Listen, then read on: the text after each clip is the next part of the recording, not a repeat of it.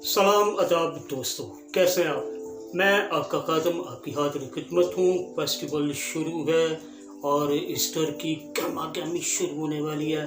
ना सिर्फ यहाँ पर बल्कि बाइबल के ज़माना के दौर में भी जब हम अंजीलों को अनाजील को उठाते हैं पढ़ते हैं तो वहाँ पर एक हलचल मच जाती है, एक नया सिस्टम शुरू होता है। आइए देखते हैं। आज टॉपिक यही है। एक और बात मैं जल्दी से बताता जाऊंगा और आप इस चीज़ को नोटिस करते रहिएगा। शायद मैं सारे हवाले नहीं पढ़ूंगा, रेफरेंस दूंगा और उसके साथ वो चीज़ें होंगी, लेकिन कुछ चीज़ें ऐसी हैं जो मैंने देखी हैं और मुझे बड़ी इंटरेस्टिंग लगी। वो चीज़ें मैं आप तक पहुंचाना चाहता हूँ। पहले नंबर पे पाम संडे कब शुरू हुआ? पाम संडे 4th सेंचुरी में शुरू हुआ और जो था पैराग्नेशियो एथराई यानी 8वीं सदी में बोपियो में इसको फाउंड किया गया और ये सैक्रामेंटरी हिस्ट्री यानी पिलग्रिम्स में इसको नस्ब किया गया है। गूगल बाबा आपकी हेल्प करेगा अगर आप ढूंढोगे तो। सेकंड थिंग, आइए जल्दी से चलते हैं। खजूरों का एतबार कुछ 5-6 चीजें हैं जो मैं आप तक पहुंचाना चाह रहा हूं, सिर्फ सारे नहीं, थोड़े थोड़े पॉइंट्स। पहले नंबर पर कि व्हाई डिड दे इस्तकबाल खुदाम यसु मसीह का उन्होंने क्यों किया? Why did they celebrate that moments? Why, वजह क्यों?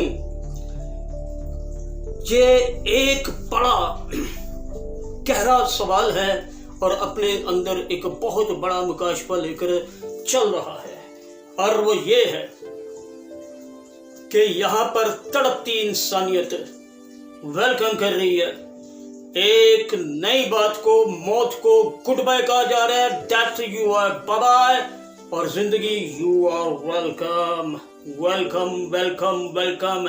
और देखिएगा, अगर आप हवाला देखना चाहते हैं, पहला कुरिन्थियों 15वां बाब और उसकी 55 आयत में लिखा है कि मौत तेरा डंक कहाँ रहा और तेरी पता कहाँ रही।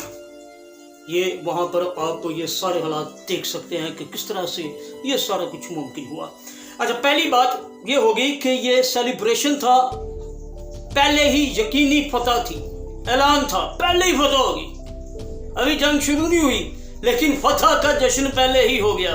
It's a wonderful thing. Okay, अगला चलते हैं। इतबार जो खजूरों के है उसमें एक खास अहम बात आई और जब मैंने आज इसको देखा, रियली दोस्तों आई एम सो एक्साइटेड, लेकिन मैं थोड़ा सा डरा भी हूँ, मैं नर्वस भी हूँ इस बात के लिए। मैं कभी नर्वस नहीं हुआ लेकिन तारीख देते वक्त मुझे बड़ी उलझन सी होती है। तो गधे पर सवार जकरिया नबी के हवाले में लिखा गया, यानी जकरिया नबी की किताब में लिखा गया 9 बाब 9वीं आयत में कि देख वो गधे पर सवार है। अब मजे की बात बताता हूं मैं आपको। ये गधे पर सवार होना इसलिए नहीं था कि यीशु मसीह के पास कोई सवारी नहीं थी। अगर एलिया के लिए आतिशी रथ आ सकते हैं, अगर वो लोगों को खड़ा कर सकता है कि वो उसकी राहों में अपने बाल तक बिछा दें, अपने बिछोने बिछा दें, अपनी इज्जत उसके कदमों में रख दें, वहां पर जिसको पंजाबी में हम परना कहते हैं, सर पे रखने वाला जो कपड़ा होता है, वो एक अहमियत रखता था और वो अहमियत ये थी कि यीशु मसीह के पांव तले थी। वो इज्जत की बात समझते थे अपनी कैप को और अपनी कबा को, लेकिन वो पैरों में थी। ये बड़ा ऐलान था, मीकनेस यानी बड़ा खुदावन। और अगली बात जो मैं आज आपको बताना चाह रहा हूं, मैंने इससे पहले कभी नहीं देखा था, कभी नहीं पढ़ा था, लेकिन मैं आज आपको बताता हूं। मैं भी सोचकर हैरान हो गया। crosswalk.com ने इस बात को जब डिस्क्लोज किया, ये मुकाशफा मुझ पर आया, तो मैं यकीन करके मानो मैं अकेला बहुत खुश था। और मैं अगर मेरे पास होता मैं चीखता चिल्लाता, बहुत शोर करता। और वहां पर यह था, क्रॉसवॉक ने जो तहकीक दी कि उन्होंने कहा कि बाइबल के ज़माना में जब कोई बादशाह अपने पुरसकून या पुरअमन हालात पर नजर करने या किसी दूसरे बादशाह के लिए एंटर होता था तो वो गधे पर जाता था, रथ पे नहीं जाता था, वो गधे पर बैठ के जाता था, क्योंकि ये अमन का निशान है। और यही बात जकरिया ने ब्रीफ की कि देख तेरा बादशाह रहम दिल है और गधे पर सवार है। तीसरी बात, होशना, वहां पर होशना के नारे लगाए गए। वाव, होशना, ایک ہی لمحے میں وہ اس کو بادشاہ کے طور پر ماننے اور اسے اگلے لمحے میں کچھ دنوں کے بعد وہ اس کو تسلیب اس کی مانگ رہے ہیں، اس کو صلیب پر چڑھائے جانے کے لیے ڈیمانڈ کر رہے ہیں۔ وجہ یہ تھی کہ وہ سارے یروشلم کے لوگ نہیں تھے، وہ الگ جگہوں کے تھے، اور یہاں پر پوری دنیا اس کو پکار کر بادشاہ مانتی ہے۔ اور مزے کی بات، اگر آپ پڑھو ہوشنا کے تعلق سے حوالہ دینا چاہتا ہوں، زبور 118 25ویں آیت میں لکھا ہے، اے خداوند بچا لے، اے خداوند خوشحالی بخش۔ اگلا حوالہ جو کہ رومیوں کا باب 9 باب اور اس کی 10ویں آیت میں ہے، کیونکہ راست وادی کے لیے ایمان لانا دل سے ہوتا ہے مگر نجات کے لیے اقرار منہ سے کیا جاتا ہے۔ یہ پوری دنیا تڑپتی انسانیت اقرار کر رہی تھی کہ پلیز گاڈ ہوشنا ہوشنا ہوشنا ہمیں بچا لے، اور اب بچانے کے لیے آیا تھا۔ یروشلم پر آنسو بہانا، لوکا نے اس کو بڑا بریف کیا ایکسیلنٹلی 19واں باب 41ویں اور 42ویں آیت میں، کہ وہ رویا یروشلم پر،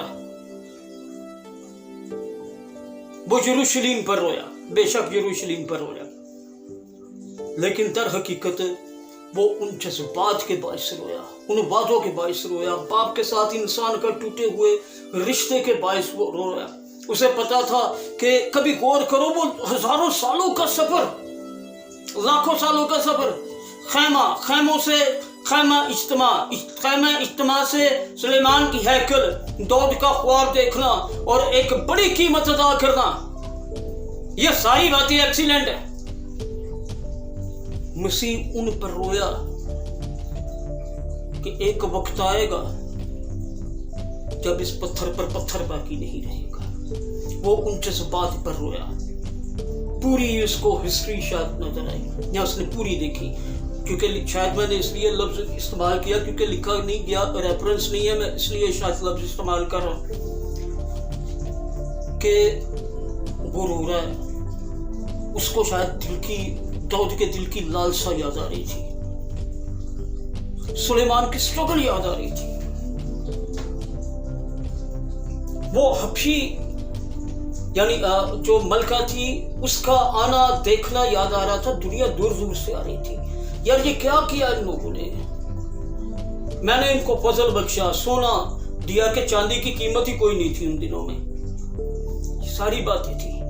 اس وقت وہ جذبات پر رویا، ڈیپ کانٹیکسٹ یہی ہے یا کنٹینٹ یہی ہے۔ اگلی بات، میرا نظریہ، یہ 5واں پوائنٹ ہے، لاسٹ ون، میرا نظریہ، مائی کنسپٹ، یسوع مسیح آ رہا ہے یروشلم میں، بائبل یوں بیان کرتی ہے۔ آپ کو وہ یروشلم میں آتا ہوا دکھائی دے رہا ہے، لیکن مجھے جنگ پر جاتا ہوا دکھائی دے رہا ہے۔ اس دور میں جب بادشاہ لڑنے کے لیے روانہ ہوتا تھا تو اس حاکم کی بدائی بھی ایسے ہی ہوتی تھی، وہ بریف کرتے تھے، بادشاہ وی آر وتھ یو، ہیل ہوشنا، چیخو پکار، وی آر وتھ یو، زندہ باد میرا بادشاہ، زندہ باد میرا بادشاہ۔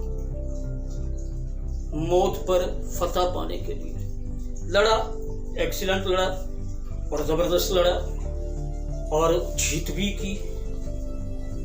باپ نے بیٹے کو بھیجا تھا کہ دنیا کو بچا لے، تو دنیا کو بچانے کے لیے وہ آیا۔